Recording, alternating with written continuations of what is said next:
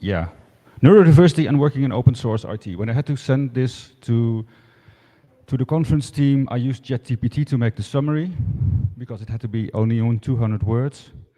And then the next page, I was allowed to describe my talk further in 2,000 words, and I got a little bit like annoyed. But this is also, yeah, it's a bit of a catchy title. So history.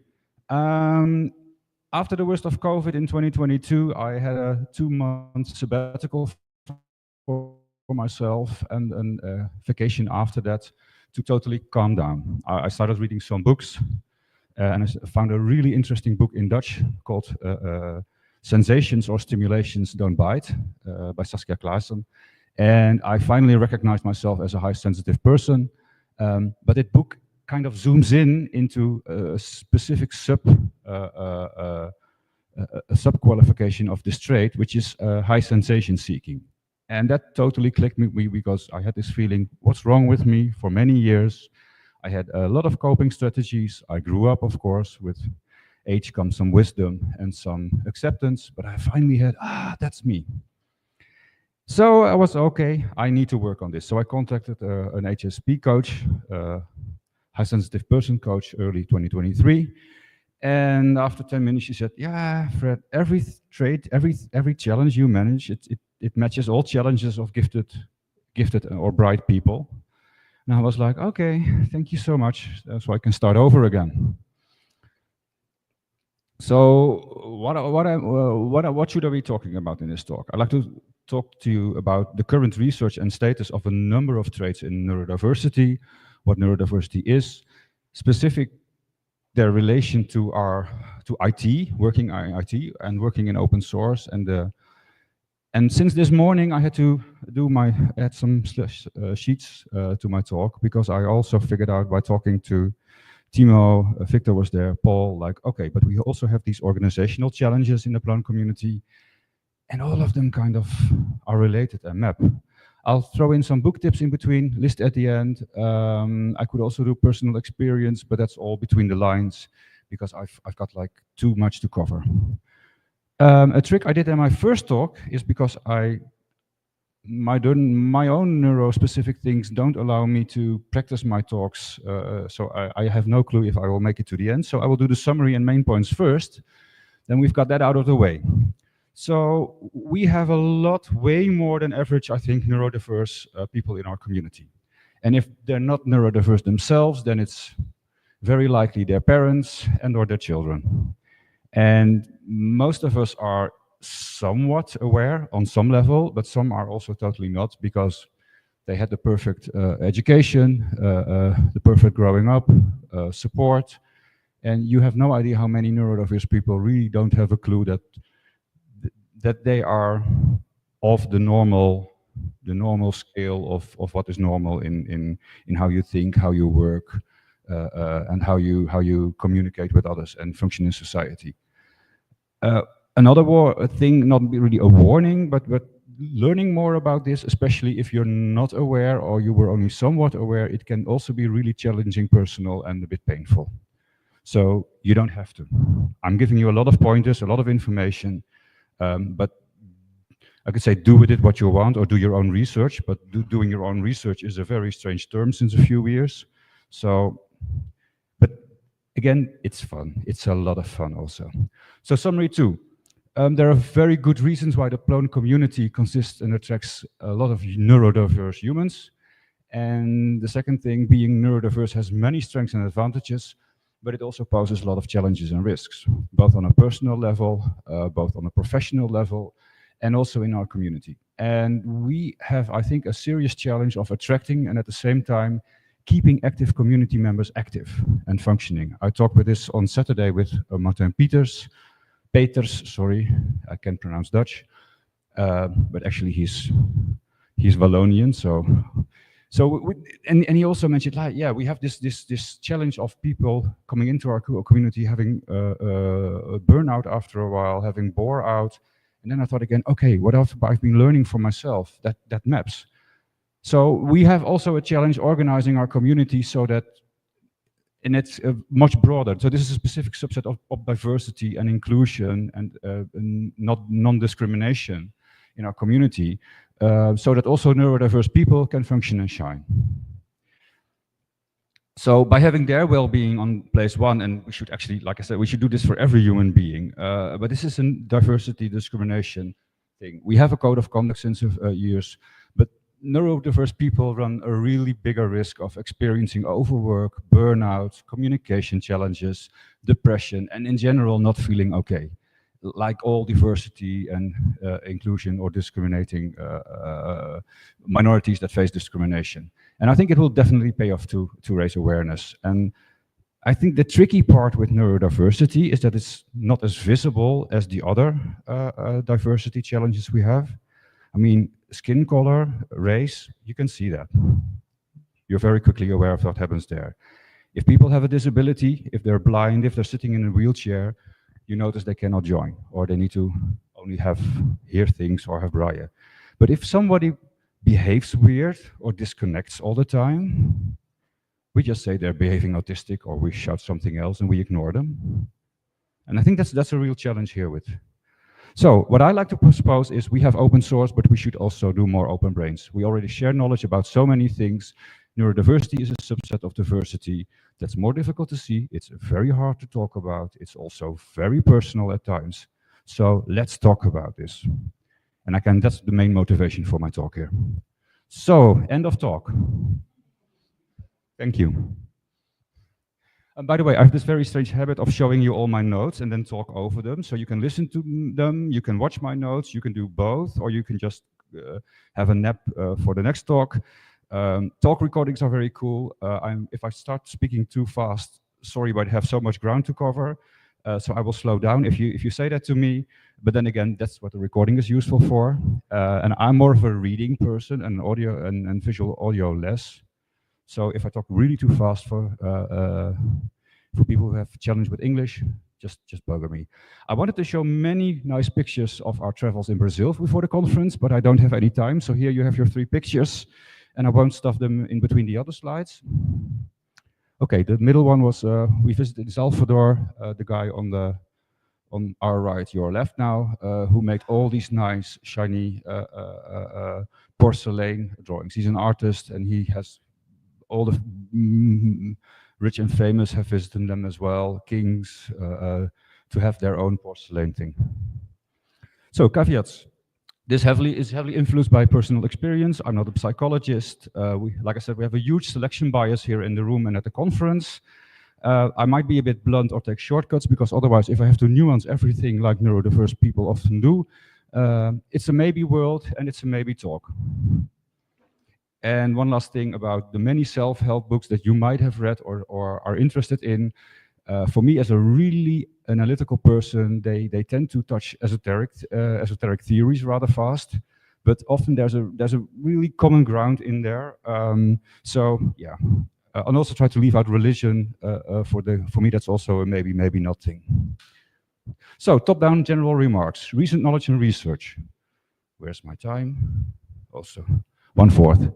Recent knowledge and research. There's a lot of recent knowledge and research, and what you learned in school or learned from your parents or learned from friends might be already outdated, because there's in the last 10 to 20 years, there's a lot of new information. I was surprised how many recent findings flow also into popular science and books. And what you've heard and learned in your life could be totally different, and that's also this talk to spike your interest, because really I cannot touch all of this.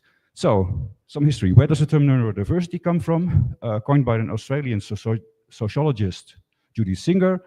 From Britannica, I copied this morning. She proposed that, contrary to popular belief at the time, people with autism are not abnormal, but have brains that naturally work differently with different strengths and weaknesses. This is for autism, but it goes for most of the neurodiversity traits. Also from Neurotribes by Steve Silverman, I got to think, where does this term neurotypical come from, that many diverse people now use to describe normal people? That was actually from an autism group newsletter called MAAP, also from Steve Silverman. So then you know where that comes from. Like I said, external versus internal diversity. We have a lot of external visibilities, but this neurodiversity thing is really internal, and the real kicker here is reality is what your brain makes of it.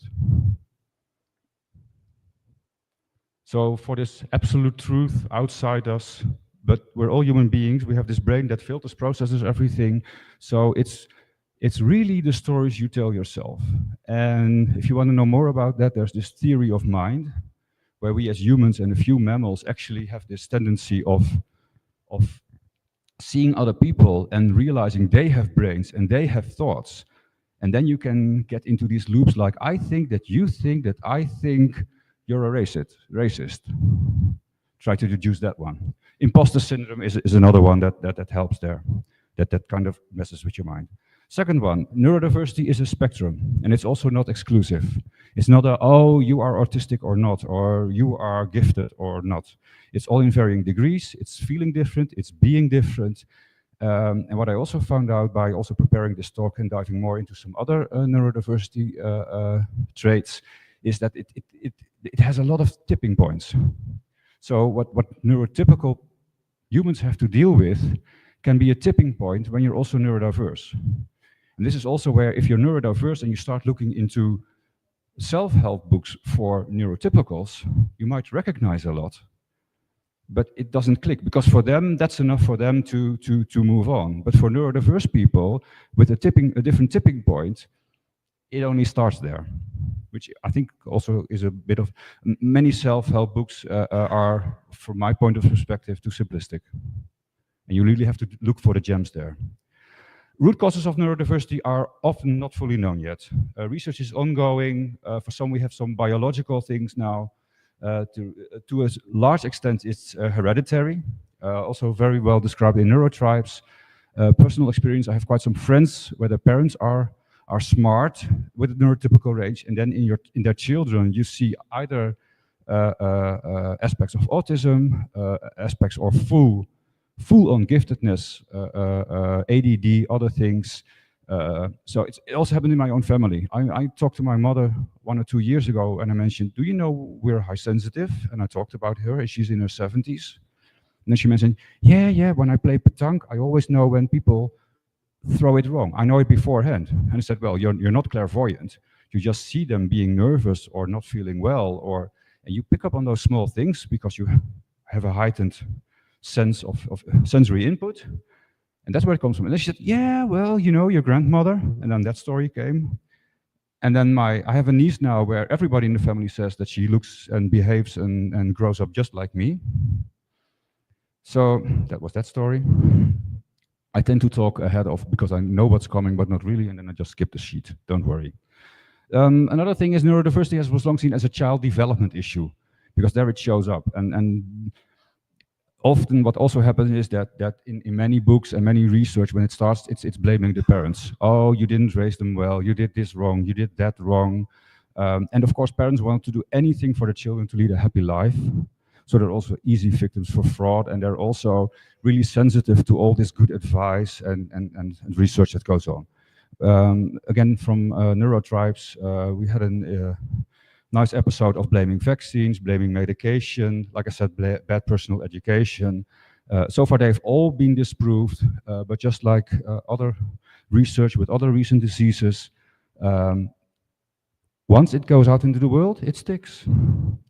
So this is, adult neurodiversity does exist, but it has been long and neglected because you see the first thing with children, and then, but if you look back in history, most of the brilliant scientists and people that came up with a lot of the nice things that we now have for our well-being in society were probably somewhere on the autistic spectrum, gifted, or whatever. There's also this, like I said, for neurotypical people, there's this large group of self-help books. There are all kinds of character things, personality types. There's Myers-Briggs type integration, Enneagrams, Jungian personality types. And then if you look at the medical things, there you say a definition of a disorder is anything that prevents a human being from functioning normally on a personal level and in society. And there's this huge scale between having personal traits, personal types, blaming it or thanking your character, a trait, and neurodiversity. And another thing, there are a lot of coping mechanisms that you learn when you grow up. either being or not being. Also for every human being, if you have some difficulties with how your brain is processing the world and making reality for you, then you have a lot of coping mechanisms that kind of hide real causes for you, and you can also live a happy life. But coping mechanisms have drawback. So the question is, do you function normally when you're coping all the time? So then last thing, I'll move a bit further because otherwise I won't manage it at all. Neurodiversity, is it a feature or a bug? That depends. It's a maybe world. One really interesting book is Susan Jeffers, Embracing Uncertainty, which I recently read. Another one, to get back to the giftedness, is a book, Giftedness in Practice, which has an English translation by Rianne van der Ven. Yeah, and extremes are always problematic, but in moderation, I think if you get bothered by your neurodiversity, or bothered by your traits, or bothered by your own personality, it really depends again, how do you see yourself? And there's this big discussion, especially for people who are a bit further on the scale of neurodiversity. Do you have autism, or are you an autist? Am I blind, or do I have blindness? And the conceptual problem or challenge there's, as soon as you say, I have blindness, it's a disease.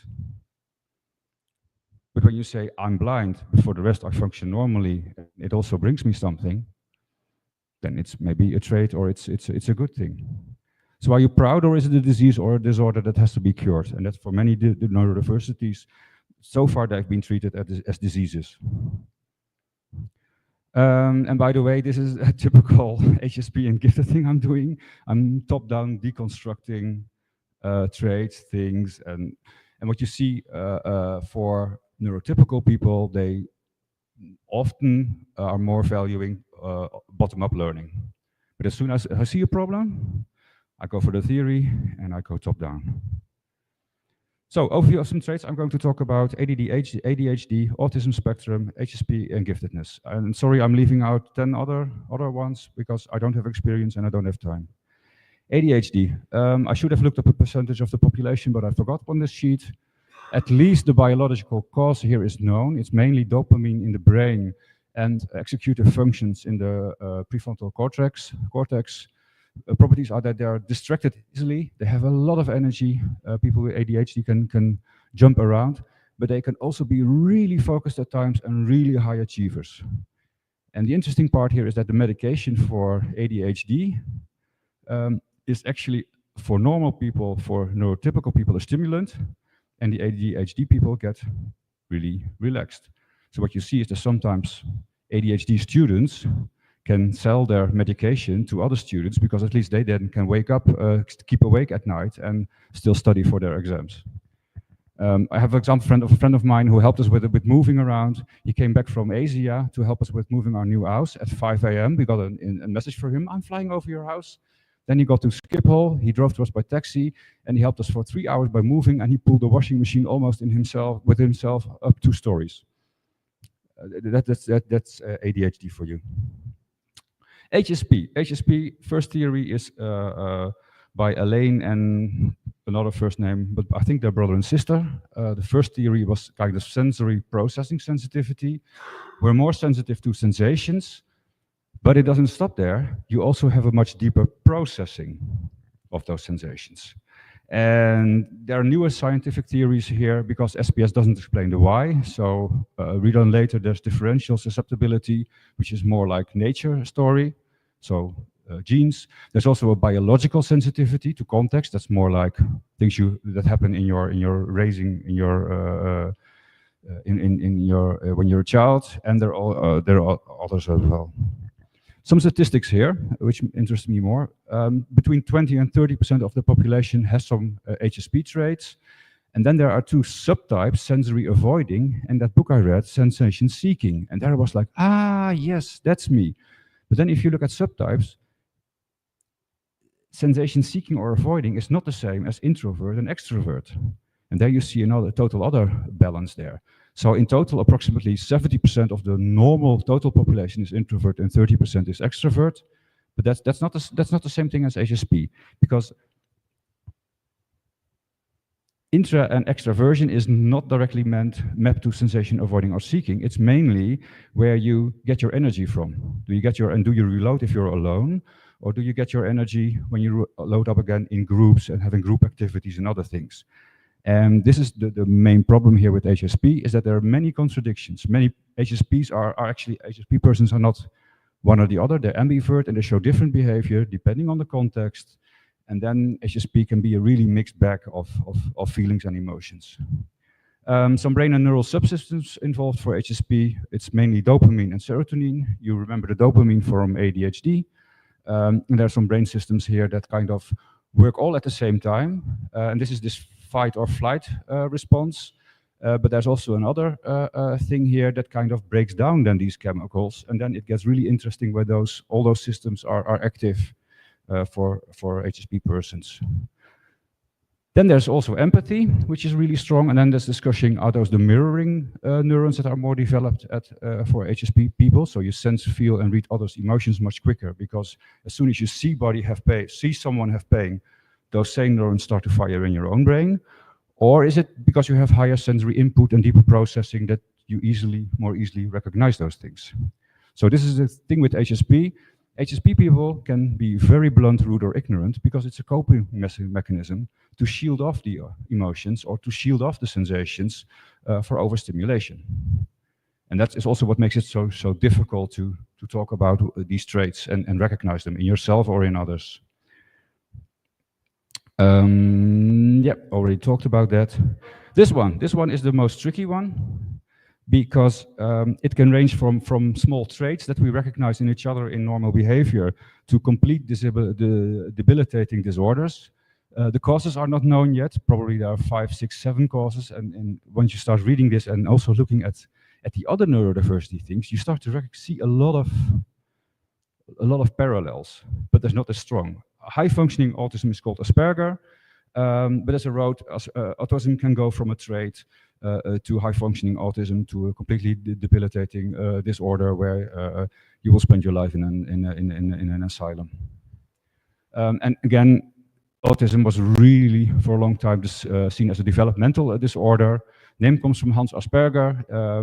He did good research, but in a really dubious motivation and time era just before the Second World War in a children's mental hospital in Austria. And I got all this stuff again from Neurotribes, from Steve Silverman. So I really don't feel qualified to talk about this one. I recognize a lot of things in myself, but many of those traits from autism can also be explained as aspects of HSP and giftedness. Like I said, it's a spectrum and you can have all of them or only one of them. So this is really a really challenging one. And like I say, how sometimes people point out autistic behavior from each other, they have no clue, I think. Then last one, giftedness, bright minds. Giftedness, the biggest misconception about giftedness, or I really like bright people more, is that it's all about having a high IQ and being smart.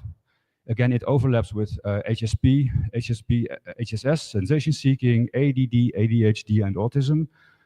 2 really good books. Unfortunately, the first one is only in Dutch. The second one is a kind of practical thing, which was also translated in English by Rianne van der Ven. And there are really many different conceptual models of thinking about giftedness and brightness. There used to be multi-factor model, theory of Gardner. I actually had to look them up because there are older ones and they focus again on IQ and exceptional performance. This is really a much nicer model for giftedness, a newer one. It comes from 2007. Not to boast or to get chauvinistic, but it was created in the Netherlands and Belgium. It's a Delphi model, and it has this summary that says, a gifted person is a quick and intelligent thinker capable of handling complex matters, autonomous, curious, and driven by nature, by himself, or intrinsically. That's a bad translation I copied there. I copied this from the Dutch definition. A sensitive and emotional individual, etc., etc. But the main thing here that it's not only doing smart things or doing intellectual things. It has this huge being aspect, and being can be on 5 scales there: being, thinking, feeling, motivation, doing, and observation. And the interaction between those 5 elements is then complex, intense, fast, and creative. translated this one from another link there, just to add references. Again, I'm not going to explain the models here. I want to move on to the next stuff. So this is just to spike your interest. There's a lot of recent research here. Challenges with giftedness. For example, me personally, my way of thinking is not only analytical, but highly associative. I see and know things when talking with others before I even realize themselves and process them analytically. So you have this feeling, and then when I tell people, no, we should do that. I don't know why, and then of course, if you do that also to customers, then they're later really annoying when after a lot of analysis and talking, after 4 or 5 weeks and experimenting, I was right. So I generally don't remind them of that anymore.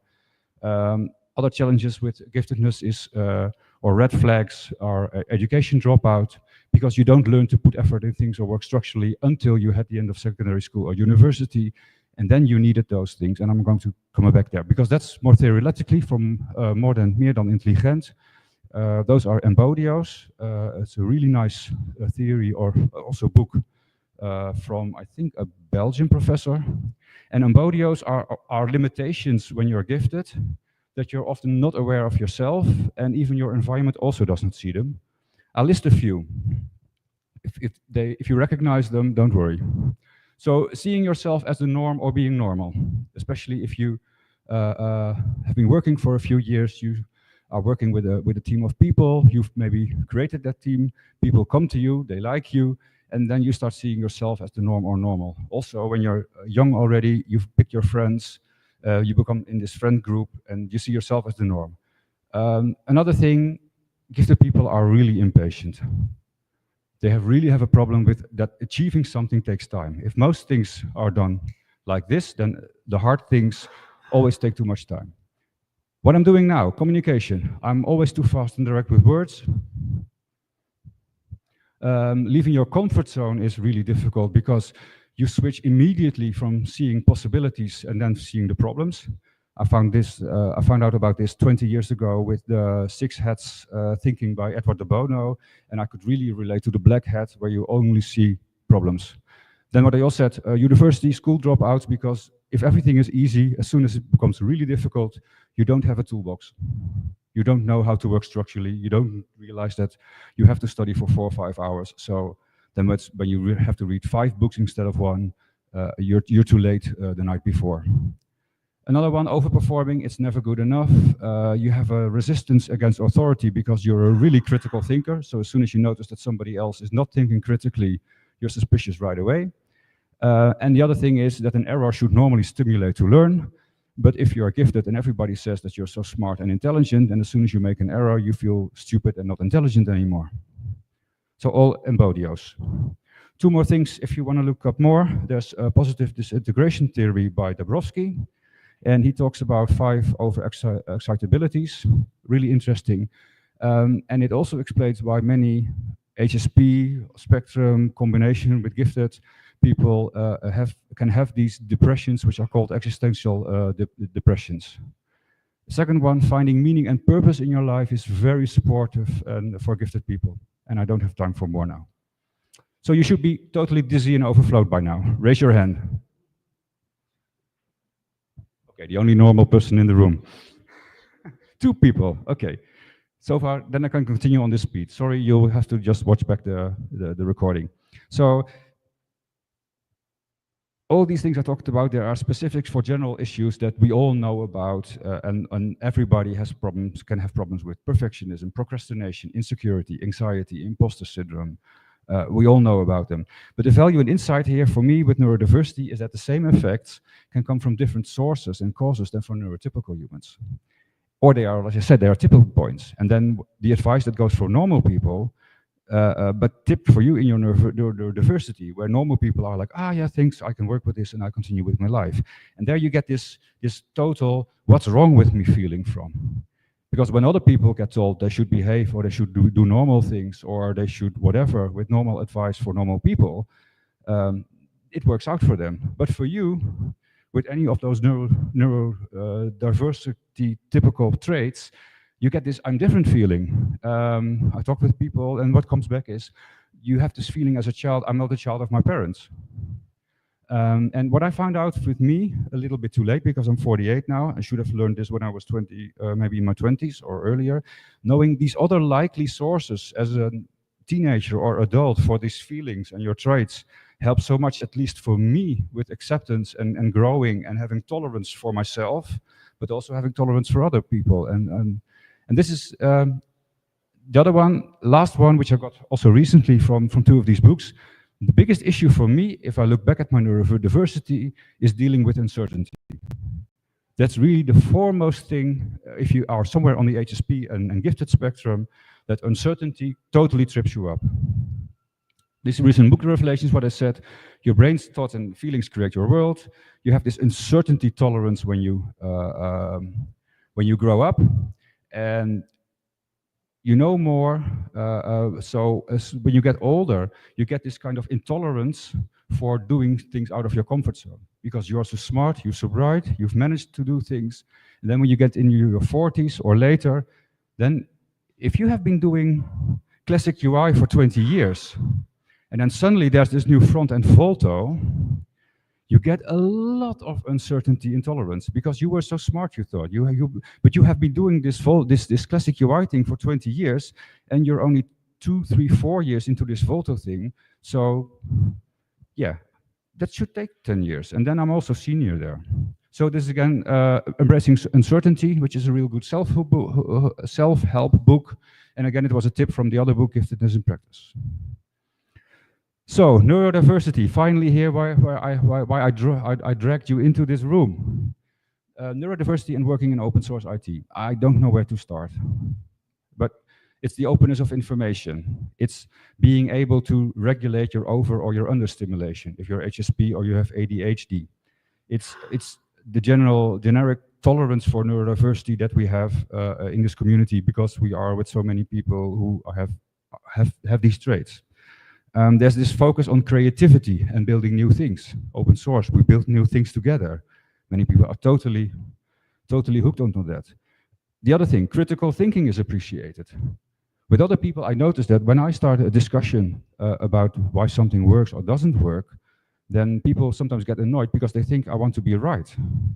I don't want to be right. I want to be told that I'm wrong. And that's why I'm talking with you so intensely and I'm discussing things. But many people, I want to know the truth, but many people think that it's a battle to be right. And that's a constant thing you have to keep in mind. And of course, what I said, we have a group of peers that think and behave like you are. They understand your struggles, and unconsciously you have the same sense of humor, finally. So many more, I don't have time for that. I want to look at some personal examples now and talk about that. I also don't have time for that. So I'm going to dive back to this morning, and I have like 8 minutes left for that, because I talked with some very valued community friends. I already mentioned this, colleagues, Paul as well. I talked Saturday with Martin Peters for more than an hour. Time flew, and then we realized we should get some food actually from the barbecue. So let's get this out first. Organization of the Plone community and Plone Foundation. If we have a significant overrepresentation of neurodiverse people in our open source Plone community, we need to take some things in consideration. For some persons in this room, again, neurodiversity, the feeling of being different can correlations show up in your upbringing or your liking, for example, for fantasy, or your total fanatism about some science fiction series. Because that's a different fantasy world. That's something you can relate to. All those people are also different. And you are feeling also different. And especially with Star Trek, there's this whole thing of being fairness, not being paid anymore, but working together for the common good. So just count the Trekkies and the fantasy people and the people doing LARP, and there's a huge overlap here. Plone, we have some organizational challenges where neurotypical solutions in companies and organizations mostly don't work. So I've been talking with people, we cannot do a rigid structure and say, look, we've got a hierarchy and he's the boss and he decides, because it doesn't work. Next sheet. We need to have a loosely defined structure to keep development rolling on, to tell the world about the meaning, the purpose of Plone. We need it, but we cannot overdo it. So framework team discussions, release management, development teams that we have, marketing, the foundation board. We should not define an organizational community structure with a hierarchy, because it will instantly trigger authority issues. The moment, why are you telling me what to do? No, I want to have a critical discussion with you to see what the options and the possibilities are. Then we'll add the pluses and minuses, and then we will probably always reach to some kind of compromise. So then the other thing, okay, we have an understaffing in our team, so we should have team meetings. People don't show up. Forcing regular team meetings, you get into overstimulation, or you get into bore out, because you're thinking, okay, why are we spending half an hour on this subject already? We talked about it 10 times before. We know about this stuff. Again, the hierarchy. So if you do that, people won't show up and slowly detach. Then again, we are also worldwide working together in different time zones. So we should make ourselves heard in some async way, and we should allow people to express their concerns, ideas, and thoughts, because that's another thing. If we decide something here on this conference, all the people that are not there cannot voice their concerns, and that for many people will trigger an alert of fairness and justice. You see, they're all related, and maybe for normal people it will still work. Okay, sorry you couldn't show up, but as soon as you do this to neurodiverse people, this fairness trait, this fairness thing is really this. So for this we need process. We need a fair, neurodiverse enabled process. So when I look at when I talk about documenting a somewhat formal structure, and I talked about it this morning, I don't. What we should do in our setup, in our organization, is we should define the holes that we have, the gaps. Describe roles that people can step and grow into. Like, for example, Photo Classic UI team, release managers, marketing team. We should define roles with what's kind of asked of these roles and expected, but not more. For me personally, on the set this morning, an analogy, I like to know how deep the hole is before I jump or step into it. Because I have this issue with my time, with my over and under stimulation, with 20 other things I'd like to do. So whenever I want to volunteer for something, I'd like to know what I step into. The other thing, we have to figure out how we can work more efficiently async, because inside our companies, we have all processes for that. But inside in the community at large, those things don't work. And I think the most important thing for this morning, we lack project management in the community. Why? Because most people don't get any energy from project management. We'd like to do other things, but it still has to be done. And when you're smart, when you're bright, you can step into that role, you can do it for a while. But if you do that for too long, you'll have burnout or bore out. So we have to describe roles. Why should our release managers, for example, do roadmaps and define them and be responsible for them? They are so focused on delivering the next release.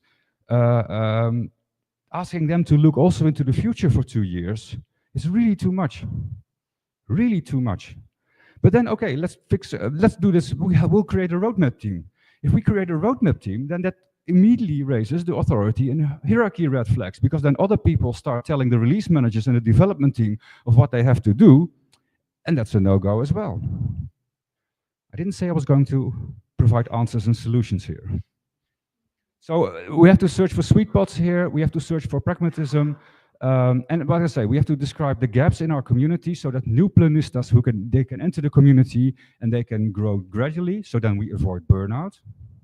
And at the same time, we should make place for other people and because we have these occupied spots, so being too long in one position can also, of course, bore out, because you have to do the same stuff again. Nobody else is stepping into it. We don't have really growth there. So this electrical engineering thing, we had a lightning talk yesterday. When an electron flows left, a gap or a hole flows right. So if you step down, someone else can step up. So please, please, please, we have open source. I really plead for also open brains and open organization. We need really many more discussions and talks about this. If you have one of these traits or a combination anywhere on the spectrum, you're definitely not alone.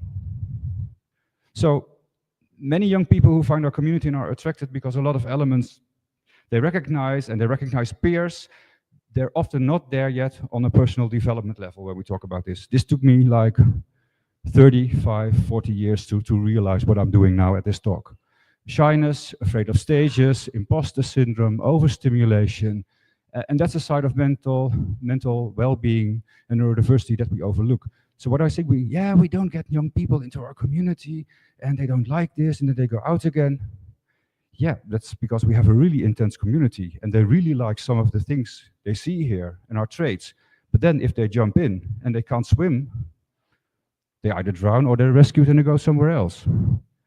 So I talk with people, half of us have stage fright, and we overcome it with age, with experience, and I think we should really communicate more about this. So here's the book list I promised. Unfortunately, there's some Dutch. If we should collect a book list of this, and we should talk together and also have more reference information for others. Like I said, the last one is a self-help book, but it's one of the self-help books that really clicked for me. One really interesting thing, I have a huge general book list of that kind of helped me a lot coping with things. This is a book I had to stop in because it kind of fucked up my brain. Sorry, it beeped up my brain. How emotions are really made, and you learn in school that you have all these sensory information, it goes into your brain, and then you know what's going on. Actually, what happens in your brain is that you only get like 1% of all your sensory stimulation in your brain. Your brain makes a prediction, and the prediction engine corrects. So if I want to grab this thing here, then I only have a few sensations here, and my brain is constantly making predictions of where my hand will be, and it will also make predictions of when I start to feel this. If something is wrong, if you have an optical illusion, then your brain gets tricked, and I will do this, and then your brain corrects it. Hey, I was expecting to touch something, but it doesn't happen. That's one thing, and the other thing is that we are, with these traits, with HSP, ADD, we're really focused on sensory informations, and the really big thing we overlook is that there's a sixth sense, which is called interoception, and that's what your body is generating all the time, unconsciously, and also feeding into your brain. Really nice stuff. Thank you.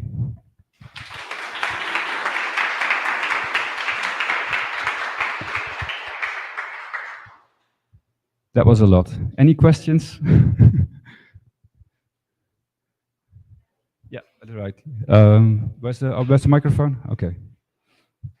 Do we have time for questions, actually, because it's 11:40, otherwise... Talk later, but do you have any recommendations on HSP, like books on HSP? HSP.